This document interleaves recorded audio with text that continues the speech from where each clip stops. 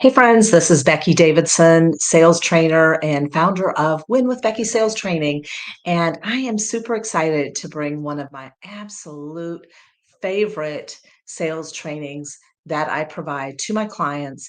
And I do a deep dive with my one on one coaching clients. But it is how to create a one call close, or I sometimes call it a one call, no pressure decision making conversation. And so I want to say it that way because a lot of times when I talk to people about doing a one call close, they feel like, oh, you have to pressure people. Oh my gosh, I can't pressure people. I don't want to pressure anyone. And I don't want you to either. That's the beauty of it. So I'm going to teach you in maybe 20 or 30 minutes some tips and strategies, eight to be specific, strategies and tips to help you create a one call, no pressure decision making conversation. So let me introduce myself really quickly so you know a little bit about me. My name is Becky Davidson. I have been in sales for 40 years. I was not a natural when I got into sales training, taking courses like mine changed the game for me. I went through the Dale Carnegie sales course years ago when I was an average and struggling salesperson. It was a game changer for me. It taught me how to lead conversations to decision. And I went from average and doing okay to rookie of the year, salesperson of the year, winning cars and trips and getting promoted. And so I know the power of training and of saying it the right way. And so I have my own program, Win with Becky Sales Training, and it is in there. I am in my fourth year with my training, and I have literally worked with hundreds and hundreds of people over the last 3+ years to help them close 1 to 5 sales a week, increase their close rate, and create one call, no pressure decision making conversations. And but to add to that, when I was a rookie and was newer in sales, I was someone that never made one call closes. In fact, I tell people most of the time, the sales professional, which it could be a business owner, an entrepreneur, a salesperson, most of the time, we as the salesperson have a tendency to set ourselves up for a multi call or I want to think about it because we're afraid to ask the right questions to help them make a decision. Sometimes I feel salespeople would rather indecision than potentially getting a no decision, potentially getting a no. So they leave it kind of open and vague and allow the customer to put them off. And if you don't have conviction in your sales and in what you're doing, it's hard for them to have conviction in wanting to buy from you. And so I have created my own program, Getting to Yes, the Roadmap to the Close, which is a 50-page manual where I take people through the cold to sold strategy, how to lead conversations to decision. And so let's talk about today about the my favorite, which is how to create a one call decision making conversation without being pushy or annoying, because you absolutely do not have to be pushy or annoying to do that. In fact, I'm going to put you right here so you can see my screen. Okay, so excite and close, the one call sales blueprint. Sales is not about convincing. I find that sometimes people think that, oh, sales training or one call close, that must be some type of pushy techniques that you're trying to convince someone, you're trying to do something to them. But you're not doing something to them, but rather you are leading people to a decision. And it's all about lowering resistance and building buying desire. Just because your prospect doesn't make a quick decision doesn't mean they can't make a quick decision. And that's a really important differentiator.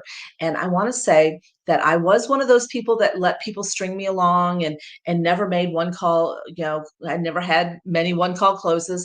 And I saw in another business, I saw people that were doing it and they were going out and holding calls and selling them and doing one call closes. And I was like, oh my gosh, they're getting them. If they can get them, so can I. And so I had to really study what was going on and what I was doing to not get them and what they were doing to get them. So I'm going to share some of those things in this training today. But the things that you need to know about one call decision making or one call close. So people can make one call decisions. So if they are not, maybe they're choosing not to. Maybe you're maybe you're kind of setting yourself up for the put off. But in most cases, whether it be a car, whether, now sometimes with the house, there's some things that have to go on there. But most times, if people have enough desire, they can make a fast decision. So I think a lot of it's in our own expectations that we think, oh, it has to take, or they have to think about it, or they're going to want to think about it. So we set that up from the very beginning. Most business builders are setting themselves up for the put off 100%. And when we fix a few things, you can start having one call closes. And I started having one call closes, and they're beautiful because when you do that, you got rid of all resistance. They are excited and eager to buy because you got rid of resistance and you built buying desire. Number 3 in sales, time is not your friend. Oh my gosh, has anyone ever had someone says, "Oh yeah, that looks really good. Call me in 2 weeks. I'll be ready. Yes, I definitely am interested, but give me about 2 weeks." Time is not our friend. The day that you are in there talking to that client is the moment they are going to be the most inspired, the hottest they'll ever be. When they walk away, when you walk away, when you guys are no longer together, a lot of things happen. They get busy, a lot of other things take place. Maybe someone says, "Oh, you don't need that. I can do that for you. Oh, I've got someone that can give you a better price." They have friends and family. They pull their friends and family, or they just decide, you know what, I really don't need that. It's happened to me. I've given buying signals and people have not closed me, and a few days go by and it's like, I guess I don't really need that after all. So in sales, time is not your friend. You have to seize the moment. I'll think about it and let you know means literally it means I'm not sold. It means, hey, you have not given me enough motivation for me to want to spend the money with you. I'm not sold. I need more time. And time is not going to help them sell themselves. Trust me, time is not going to help you. So we have to help, you know, figure that out. And I'm going to give you some strategies on how to do that. Empower, gosh, the next one, empower people to be no. I think one of the biggest problems is a lot of people are afraid of the no because that is a hard, like, okay, it's done, it's over, I have to move on. And so I think people kind of almost would rather keep people on the fence because then there's possibilities rather than a hard no. I'll take a hard no any day of the week over an indecisive maybe. So I teach people how to empower you to be okay with the no. And I want you to know that a no answer is still a no answer. If someone says, or if they don't answer you, if they say, oh, follow up with me, and then they don't answer, and then you follow up with me and they don't answer, or you follow up with them and they don't answer, they're avoiding you. Well, that's because they didn't want to tell you why they didn't want to buy or why they weren't interested. Maybe they didn't want to hurt your feelings. They liked you, they thought you were nice, but they just didn't really get the vibe that this was a good fit. It's like, oh yeah, I'll think about it, I'll let you know. That's an easy way out. And then when you try to follow up with them, they're just not available. They're just going to avoid you because they don't want to have to tell you no. So a no answer is still a no answer. And you have to learn. And I had to learn that. Unspoken objections are absolutely killing your business.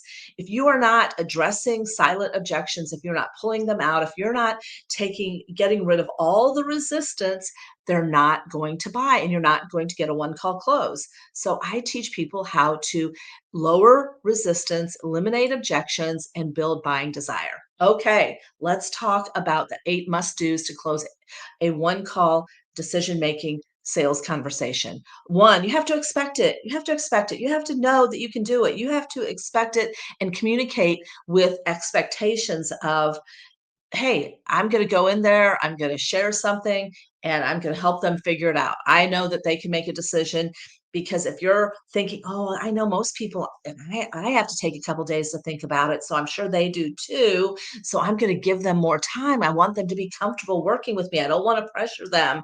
Well, no, if you have a solution, if they like it, if you have something they need and want and it's a good fit, there's no need for, a lot of time. So you have to expect that you are going to handle all objections, you're going to solve their problem, you're going to come in with the best product, the best timing, the best everything, and you have to expect it.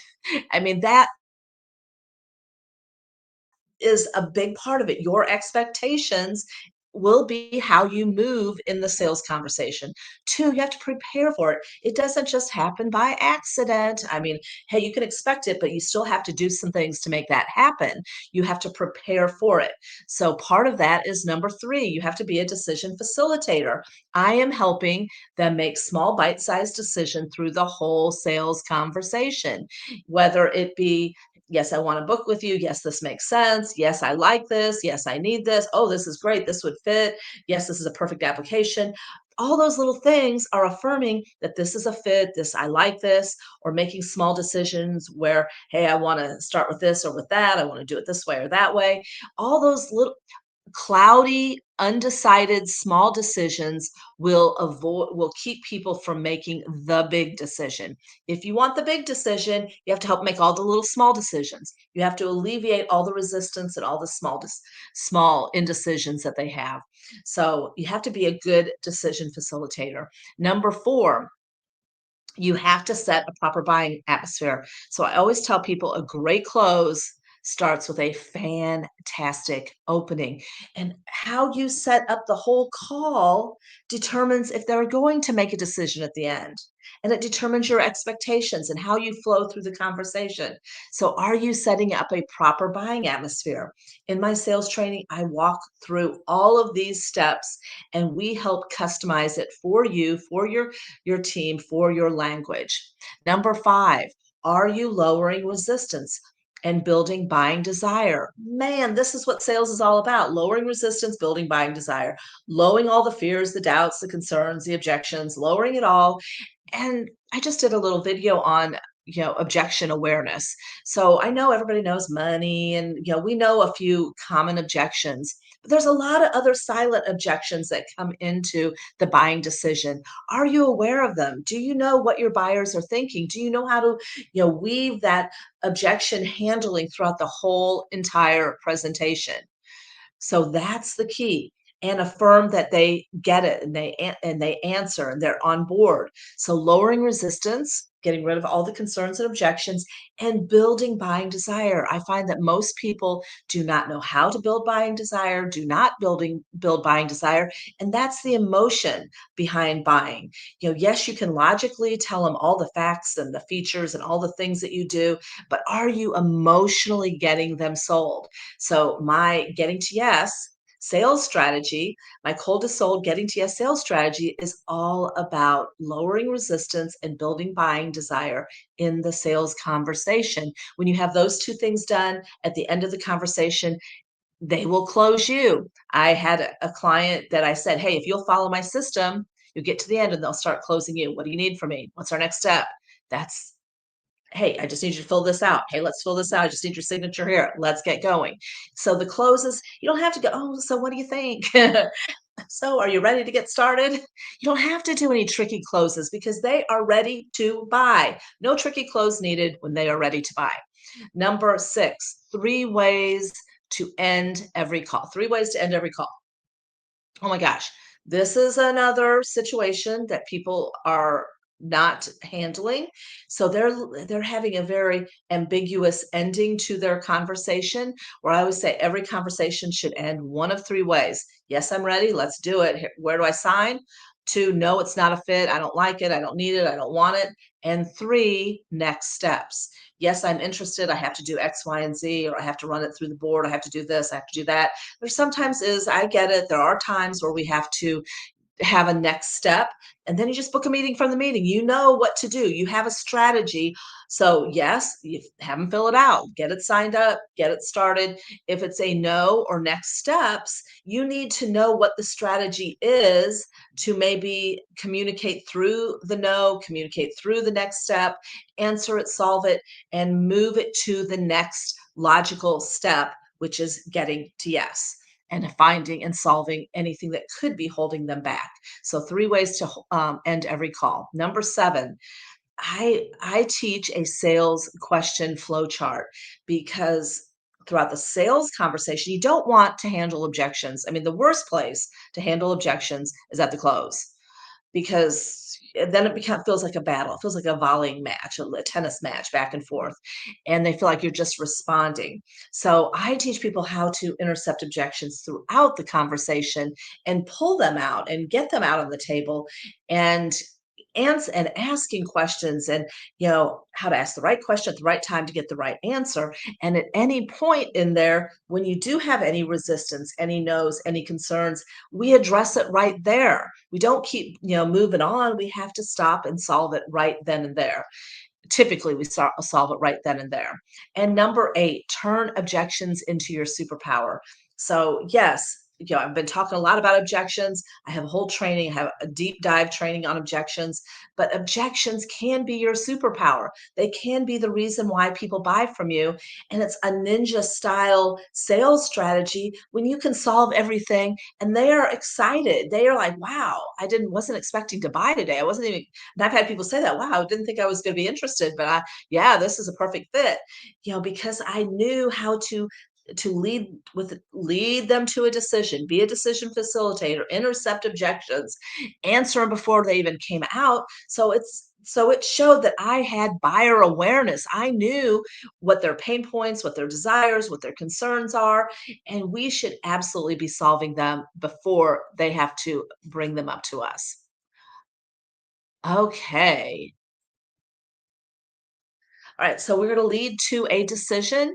We're going to transfer your belief. These are just a couple extra little tips I wanted to share. We're transferring your belief to the client. So there's lots of little ways that you have to have belief, you have to have conviction, and you have to be able to transfer that. Sell the results with conviction. Are you convinced and believing in the results that your product can get? You have to sell it with conviction. Social proof, of course, you want to come equipped with some good social proof, which hopefully you have that. Lead with questions. Listen. Are you listening? Are you listening? Because not just to the words they say, but to their body language, their voice inflections, their mannerisms, how they're responding to what you say. It sometimes tells you more than their words do. So, are you listening well? I teach a lot on that, on listening and knowing personalities and that type of thing. So, and then next, be directive. Are you good at being directive? I have a whole training, magic words and power phrases, how to be directive in your language, pleasantly, conversationally, but leading language that directs people toward the end decision. And I tell people all the time, I'm just as good with a no as I am with a yes. I'm okay with that. That right there lowers resistance because it shows that I'm not trying to convince them. And so all these little things that we can do to guide them towards a decision where they don't have that resistance. If they get to the end and there's unresolved resistance, if there's unresolved silent objections, you're going to get the sounds good, I'll think about it. And that is the death of sales. Plan and prepare for the one call close. Yes, there's so many things to work on that, and I would absolutely love, love, love to help you. So that's just a quick training. I do a deeper dive on each of those topics and exactly how to implement them and customize it for my clients. So if you are wanting to create more one call closes, if you are wanting to close 1 to 5 sales a week, every week on repeat, if you're wanting a system that you can teach your team to start closing 1 to 5 sales a week, every week on repeat, I do training a couple different ways. I have a sales mastery one-on-one coaching and training, but I also have sales mastery group training, which I absolutely love both.